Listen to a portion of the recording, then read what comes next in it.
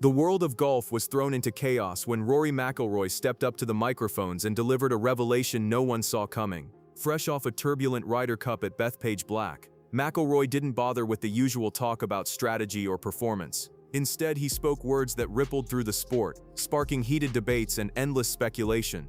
What did he say that left fans stunned and analysts scrambling for answers? And could this moment reshape the future of professional golf as we know it? It all came to a head at the 2025 Ryder Cup, a tournament already brimming with rivalry and national pride. McIlroy, Europe's leading figure, faced a storm of hostility from sections of the American crowd. On the 16th hole, as the tension reached breaking point, the noise grew deafening. Boos, heckles, and personal digs cutting through the air. I said it to Jay yesterday, you've galvanized everyone against something, and that thing that you galvanized everyone against, you've now partnered with.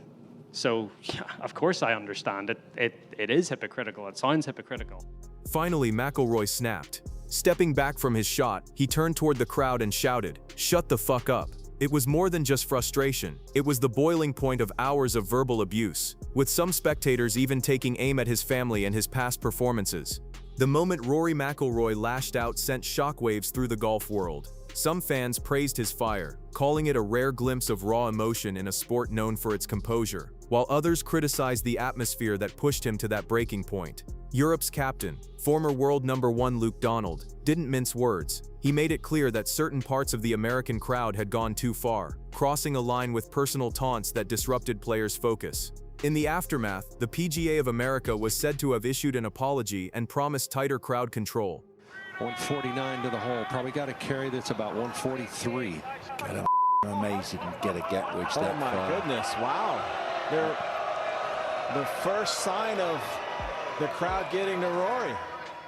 Yet even through the noise and chaos, McIlroy and Team Europe stayed laser-focused, extending their dominance to a commanding 11.5 to 40.5 lead, heading into the final day. The story quickly grew far bigger than golf. Headlines around the world dissected McIlroy's outburst, debating what it meant for the sport's values and the spirit of fair competition. Analysts questioned whether this was just a heated moment or a symptom of something deeper.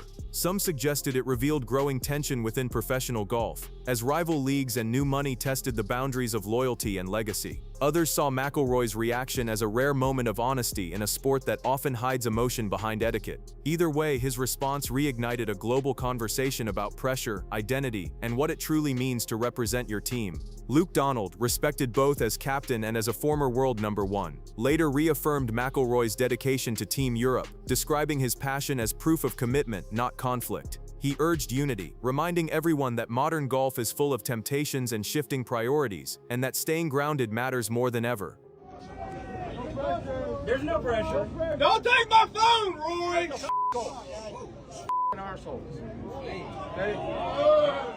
Across the American side, reactions were mixed. Some players admitted surprise, while others, having faced the same intensity, simply understood. What started as a single outburst had become something larger, a flashpoint that reminded the world how thin the line can be between composure and emotion, pride and pressure, tradition and change. The chaos that followed McIlroy's outburst sparked a much bigger question. Was golf itself changing faster than its traditions could keep up? Commentators and fans began to wonder whether the Ryder Cup structure could survive in this new era of player power and rival leagues. When the noise finally settled, one truth became hard to ignore. McIlroy's words had opened a Pandora's box that no one could close. Across social media, speculation exploded. Some believed the balance of golf was shifting forever.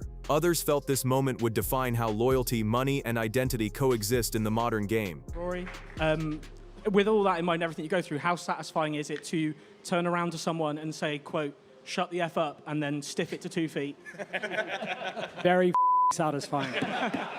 His comments also pulled back the curtain on a deeper tension inside professional golf. For decades, the PGA Tour was the symbol of prestige, discipline, and glory. But that dominance has been challenged in recent years. New leagues have entered the picture, armed with record-breaking paychecks, fewer tournaments, and promises of freedom. For many players, especially veterans nearing the twilight of their careers, those offers became too tempting to ignore. The struggle between loyalty and opportunity had officially gone public, and hovering over it all was the Ryder Cup, a tournament built on unity between the PGA and European tours. That structure now faced its toughest challenge yet. If players began pledging allegiance elsewhere, it wouldn't just alter rosters, it could threaten the very soul of the competition itself. If the world's top golfers began switching their loyalties, the Ryder Cup's very identity could start to crumble. Both Europe and the United States had everything to lose. This was their crown jewel, a symbol of pride and competition at its highest level. Determined to hold the line, they are on the verge of not just a victory, but perhaps even a record victory. That came 4 years ago at Whistling Straits when the United States won by 19 points to 9 if they were to win 8 of the 12 singles matches on Sunday.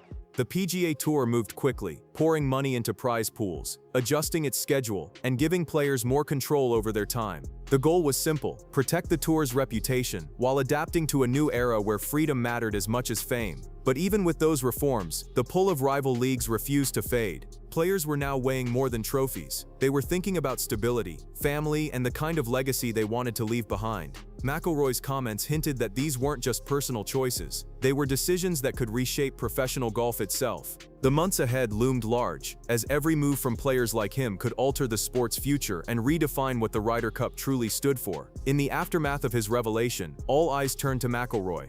Though he made it clear that his loyalty to Europe and the Ryder Cup remained strong, the lure of alternative leagues hovered like a shadow. The world watched closely, wondering whether he'd stay true to tradition or take a leap that could change the game entirely. McIlroy's decision to acknowledge contact from a rival league sent ripples through the golfing world. Again, whether you like it or not, the PIF and the Saudis want to spend money in the game of golf.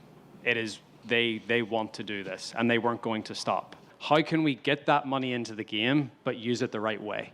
In a sport known for quiet negotiations and closed-door dealings, his openness stood out, bold to some, risky to others. Many praised it as a rare act of integrity, proof that McIlroy valued honesty over politics. But behind the applause, whispers spread. Some insiders feared his words might spark tension, unsettle team dynamics, or put pressure on golf's governing bodies to respond. Now McIlroy stood at a true crossroads. The offer from the rival league, shrouded in speculation, was said to include staggering pay and the promise of a lighter schedule, tempting even the most loyal players.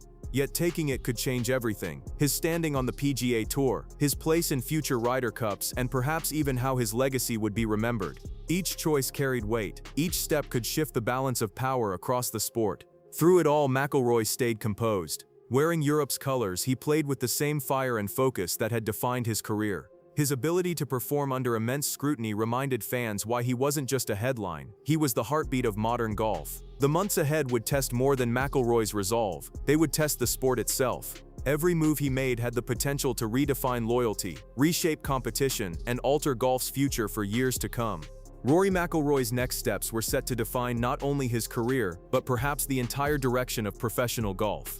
When the final putt dropped and Europe celebrated victory at Bethpage Black, the cheers quickly gave way to something deeper: curiosity. The spotlight wasn't on the gleaming trophy or the confetti showering the green. It was on McIlroy's revelation. Word spread like wildfire that he had been approached by a rival league, and that simple admission sent tremors through every level of the sport. Within hours, headlines dominated global media. Commentators, journalists, and fans flooded social platforms, dissecting his every word. Who was to blame? The rowdy crowd that pushed him to his breaking point, the organizers who failed to maintain order, or the sport itself, a system straining under its own traditions? On Saturday, it certainly crossed a line. Fans having to get ejected, Shane Lowry having to get held back by his caddy at one stage, expletive-laden abuse hurled in particular at Rory McIlroy and Shane Lowry. What began as a fiery Ryder Cup moment had now become a mirror reflecting the state of golf. The moment ignited a worldwide debate about professionalism, sportsmanship, and the growing tension between athletes and audiences. Critics condemned certain sections of the American crowd for crossing the line, while others argued that McIlroy's reaction was a human response to relentless provocation. But beneath the noise, many saw a more complex truth: that elite golfers today live under constant public pressure, expected to perform with grace even as emotions boil beneath the surface. Then came the bombshell that deepened the controversy: the resignation of Heather McMahon, the event's MC who had been linked to the taunting chants. Her departure, whether voluntary or forced, became a symbol of accountability, but also a warning shot to event organizers everywhere. Golf was no longer insulated from the chaos of modern sports culture. The days of polite claps and quiet fairways were giving way to something rawer, more emotional, and far harder to control. Even after the tournament ended, the story refused to fade. Every replay, every slow-motion clip, every tweet kept the conversation alive. Pundits debated whether McIlroy had exposed a deeper divide in the sport, one between its old-world traditions and its modern commercial ambitions. Players, too, began speaking more openly about the emotional toll of life on tour. Behind the smiles and trophies, they revealed a side of the game rarely seen: sleepless nights, endless travel, and the pressure to live up to both fans' expectations and their own legacy. McIlroy himself admitted that the week had left him mentally exhausted. Yet despite the chaos, he stood proud, not just for Europe's victory, but for the unity and professionalism his team displayed under fire. His transparency gave fans a rare glimpse into the real world of elite golf, a world not just of birdies and trophies, but of loyalty, temptation, and resilience. It was a reminder that even at the sport's highest level, players are still human, vulnerable to doubt, emotion, and the weight of the spotlight. By the end, the 2025 Ryder Cup had evolved from a competition into a cultural milestone. It forced the world to reckon with what golf had become, and what it could still be. Europe's triumph wasn't merely a win on the scoreboard. It was proof that composure, teamwork, and mental strength could prevail even amid chaos. And as for McIlroy, his honesty didn't just close a chapter, it opened an entirely new one. His words, his choices, and his courage to confront uncomfortable truths now echo far beyond the greens. In the end, his revelation left the golf world asking a question it can no longer avoid: what truly defines greatness? Is it tradition and loyalty, the pursuit of opportunity, or the strength to follow one's own convictions even when the whole world is watching?